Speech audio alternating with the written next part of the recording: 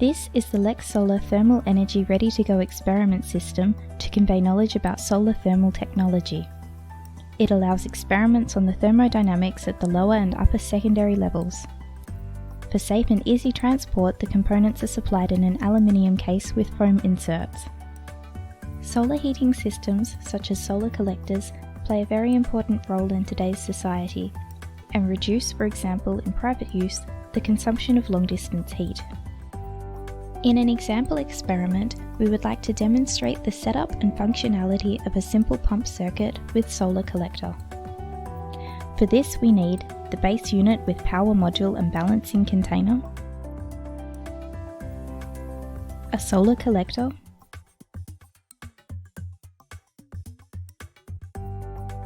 a pump, a beaker,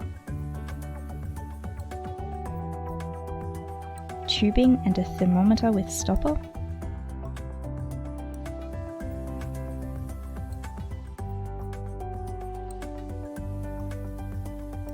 a lamp, the power supply, and cables. Now we have everything prepared for the construction and the beaker filled with water. First, we put the solar collector with the black side facing out on the base unit. The lamp, our light and especially our heat source, is placed and aligned in front of the collector. Next, we connect the balancing container to the pump module and connect this to the base unit. The balancing container will serve us in the future experiment as a water reservoir. We then connect the power module to the base unit and set a voltage of 7.5 volts. The power module is connected to the pump above the metal strips on the base unit.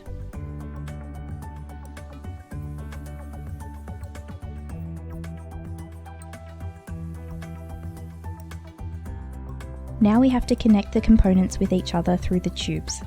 It is important to note here that the right connection of the pump is the pump output, and this is connected to the lower hose input on the collector. This can best ensure that during subsequent pumping, no air is left in the water cycle. The upper connection of the solar collector is then connected to the upper port on the balancing container.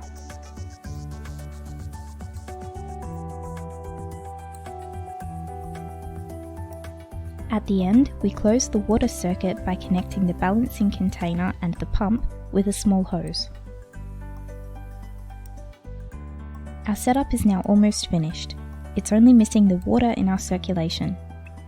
To this end, we first pour water from the beaker into the balancing container.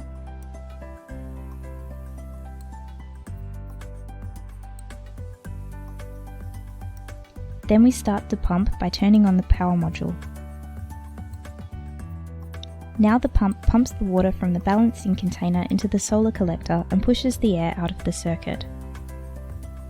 With the help of the beaker, we can potentially refill the water.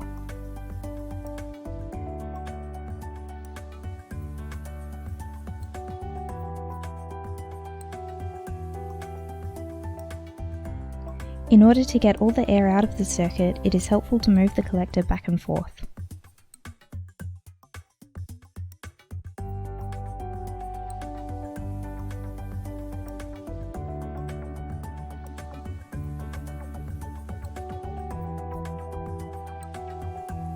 When no more air is in circulation, we stick the thermometer into the stopper and put both on the balancing container.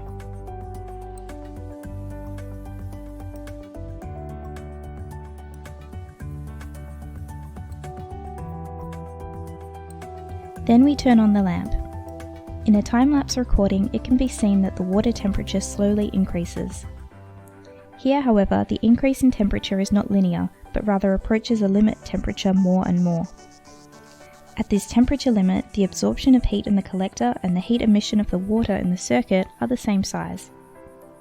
Therefore, we have completed our experiment. With the help of further components, it is possible to perform more than 15 further experiments in addition to this experiment. These are described in the accompanying instruction manual. The gain in knowledge is deepened through evaluation proposals. In addition to the collector, there is also a parabolic reflector with absorber tube. With these two elements, parabolic troughs can be simulated.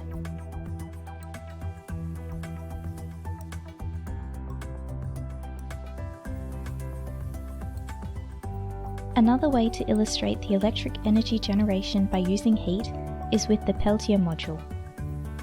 This module is able to produce a potential difference due to a large temperature difference. To this end, the element of one side is illuminated with the lamp and cooled from the other side by the cooling pad.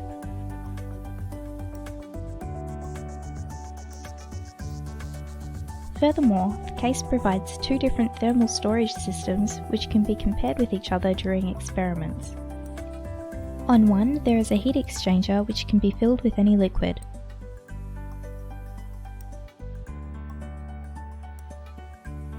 On the other, there is a heat exchanger with a paraffin filling to study the latent heat storage. Both heat exchangers are equipped with a temperature measurement port and can be provided with an insulating cover. For basic experiments, you will find a Fresnel lens and two absorber plates. With the Fresnel lens, the increase in the efficiency of a solar collector can be illustrated.